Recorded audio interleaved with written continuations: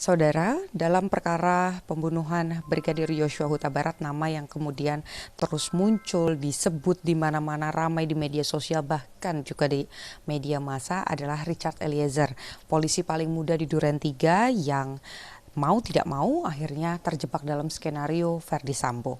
Tetapi tidak banyak yang kemudian bisa mengetahui bagaimana sosok Richard Eliezer kecuali kedua orang tuanya sendiri. Dan saat ini saya sudah bersama dengan kedua orang tua Richard Eliezer. Bapak dan Ibu, selamat pagi. Sehat Ibu? Puji Tuhan sehat.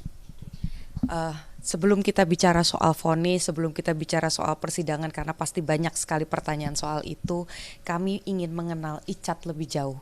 Kalau tadi yang kita sempat ngobrol adalah Richard ini diajarkan sejak kecil meminta maaf dan juga memaafkan. Nah, dan itu diajarkan oleh Bapak. Momennya apa sih Pak? Dan sejak kapan sebetulnya hal itu dilakukan?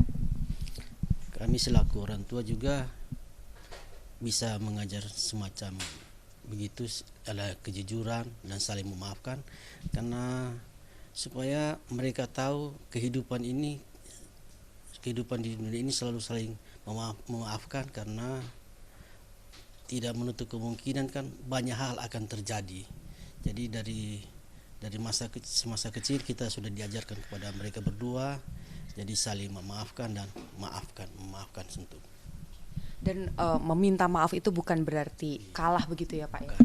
Karena minta maaf itu bukan karena suatu hal yang kalah, tetapi harus begitu. Kita harus minta maaf. Oke, itu satu poin dari Icat. Kalau semasa kecil, sebetulnya sosok Icat ini itu pribadi yang seperti apa? Apakah pendiam, periang, atau usil misalnya sama Bapak dan Ibu? Seperti apa? Kalau Icat itu dari kecil dia periang dan suka usil. Itu memang karena kalau mereka bermain, kalau dia bermain sama teman-temannya, dengar-dengar ada yang menangis, tapi menangis karena dia diusilin begitu. Sama juga mereka berdua, kakaknya, dia paling suka usil sama kakaknya.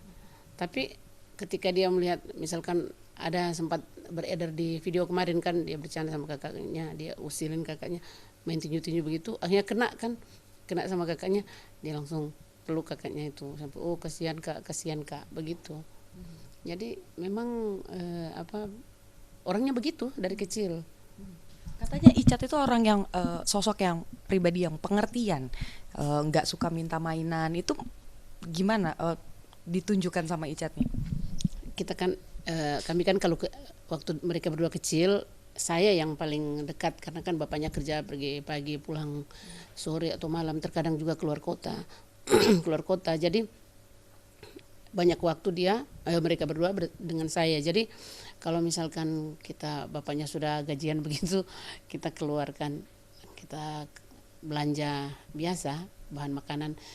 Kalau ada mainan begitu, dia cuma pegang mainan, terus dia kalau ada saya di situ, dia tanya, "Mak, ini ada uang?" Dia tanya begitu. "Mama, ada uang?" "Oh, kenapa, Dek? Mau mainan itu?" "Iya, mau sih," dia bilang mau. Tapi dia bilang, "Kalau Mama enggak ada uang enggak apa-apa." Dia bilang begitu. Jadi dia enggak pernah memaksa keinginannya. Kalau misalnya apa yang dulu itu dia masih kecil, kalau memang dia melihat orang tua enggak ada uang, enggak ada duit begitu, dia enggak mau maksa. Walaupun itu memang mungkin dalam hatinya dia sudah ingin sekali barang itu, dia enggak mau memaksa. Tidak ada satu orang tua pun pasti yang membayangkan akan ada di posisi Bapak dan Ibu begitu, melihat putranya harus berurusan dengan hukum dan ya jadi terpisah begitu kan, tidak bisa bertemu dengan mudah, ada pembatasan dan lain sebagainya.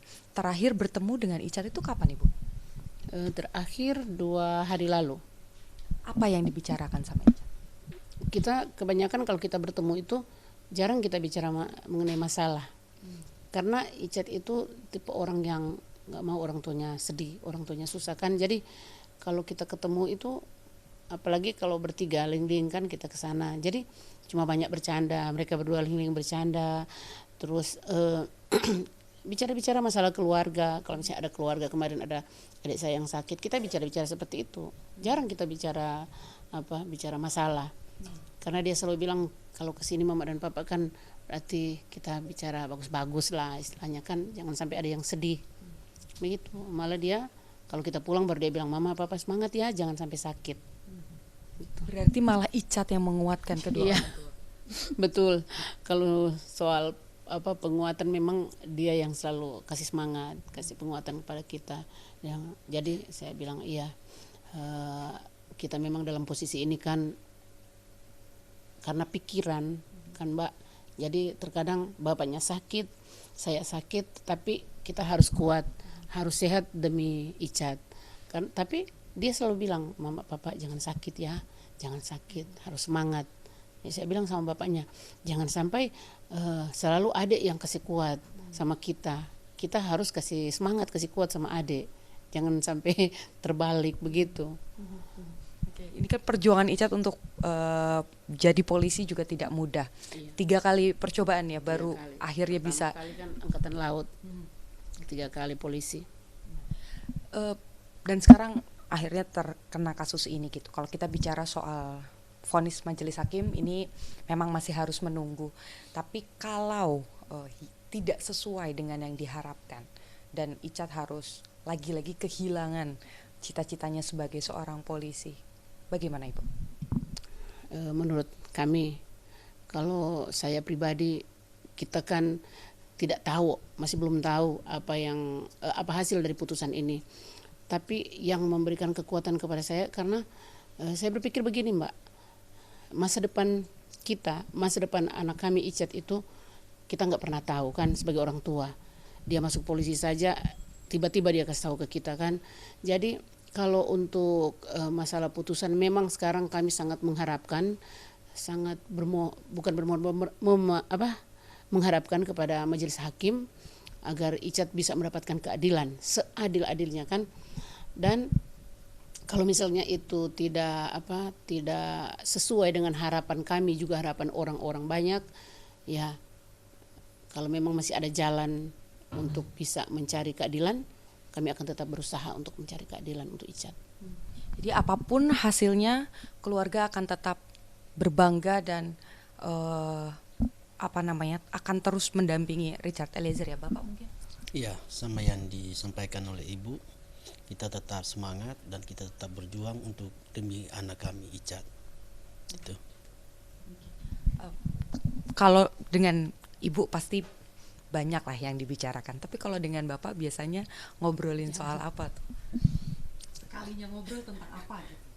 Ya, kalau sampai sana kita tidak pernah membahas masalah ini. Kita sampai sana cuma membahas untuk masalah ke depan kita, ke depan anak Icat, juga ke depan kita selaku orang tua. Karena juga ada merasa kecewa dengan ada masalah ini, sehingga kita juga ada rasa sedih, ada rasa, tapi tetap anak kami selalu membicarakan, "Mama, papa harus kuat, papa kuat, papa semangat papa." Walaupun kemarin hari kita tidak sempat ke Barreskrim karena sakit, jadi Icat titip pesan sama mamanya, ada pesan dari Icat, papa harus semangat dan kuat untuk menghadapi kehidupan ini. Tetap kuat, tetap semangat untuk menghadapi keadaan apapun itu ya. Dan poinnya tadi memaafkan dan juga minta maaf ya Pak ya. Kita harapkan hasil yang terbaik untuk Icat. Ini juga ada dukungan yang sangat banyak dari masyarakat, bagaimana kemudian bukan hanya dari Indonesia saja, bahkan sampai dari luar negeri begitu ya. Nah, ada hal yang mau disampaikan Ibu? Buat siapa? Untuk pendukung Icat. Ya, buat pendukung Icat, kami sebagai orang tua menyampaikan banyak-banyak terima kasih. Terima kasih yang tak terhingga untuk semua pendukung Icat, baik di dalam negeri, di Indonesia, kita ini maupun di luar negeri. Karena kami tidak mengerti dan kami juga kaget sebegitu banyaknya orang yang mendukung Icat. Dan itu tidak digerakkan oleh kami, keluarga atau orang tua. Tiba-tiba saja mereka ada yang membuat grup untuk pendukung Icat. Kami memang kaget semua itu. Jadi untuk semua pendukung Icat kami mengucapkan terima kasih. Dan misalkan ini putusan hari ini tidak sesuai dengan apa yang kita harapkan, apa yang kita inginkan selama ini. Janganlah kita berkecil hati, jangan kecewa, karena kita percaya Icat sudah melakukan kebenaran, pasti Tuhan akan tetap memberikan jalan bagi Icat. Satu saat dia akan mendapatkan keadilan.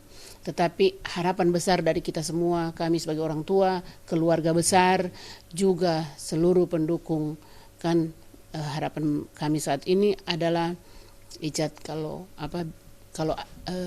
ada peluang untuk bebas, dia harus dibebaskan.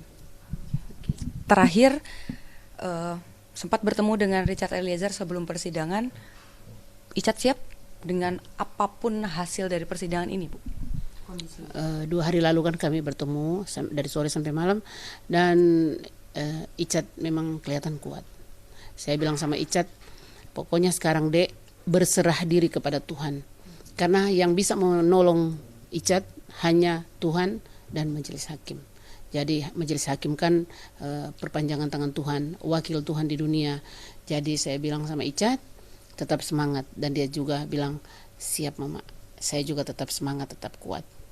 Oke, berarti saling menguatkan. Richard Eliezer tetap kuat untuk kedua orang tuanya, dan kedua orang tua dari Richard Eliezer juga kuat untuk Richard Eliezer ya. Kita harapkan hasil yang paling adil untuk Richard Eliezer, dan juga keberanian dan kejujurannya juga bisa dilihat oleh majelis hakim. Terima kasih Ibu, Bapak. Dan kalau kita bicara soal Richard Eliezer, sebetulnya dukungan yang hadir dari awal kasus ini mencuat ke publik memang sangat besar. Karena ini bukan hanya tentang Richard Eliezer, bukan hanya tentang Baradae saja, tetapi tentang kejujuran. Bagaimana kemudian kepercayaan publik begitu besar, harapannya begitu besar. Jika kasus ini tidak berakhir dengan keputusan yang adil, tentu kedepannya ditakutkan tidak ada lagi orang yang berani berkata jujur. Kita nantikan bagaimana jalannya persidangan. Niputu Trisnanda, Arin, Kompas TV Jakarta.